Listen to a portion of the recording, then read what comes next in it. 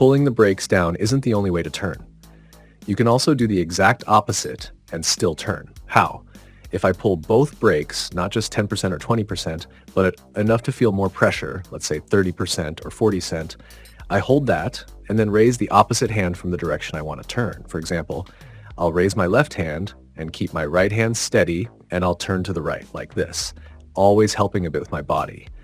What's the advantage of doing the opposite, keeping the wing braked and turning by lifting one hand? The main benefit is that when I have the wing braked, and I'm not talking about a light brake, because we know that lightly braking the wing at 10% or 15% can make it more unstable. If I'm braking at around 30 to 40%, my sink rate is much higher and my glide ratio decreases. This can help with a tricky approach.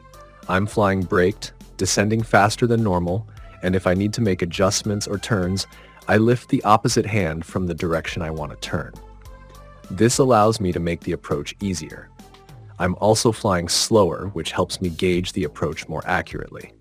By flying slower with a higher sink rate, it's easier to land in a smaller space.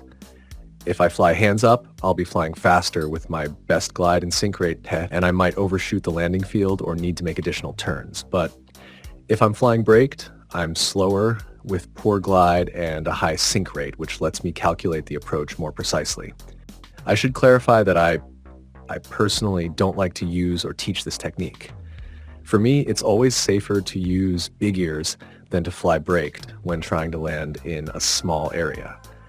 I don't like flying with the wing heavily braked because even if the paraglider is new, there's always a risk it could stall due to turbulence or external factor. However, I'm explaining it in this video because there are situations where this technique can be useful, as I'll explain at the end of the video. For example, when doing a top landing or to kill the wing in a specific spot after landing.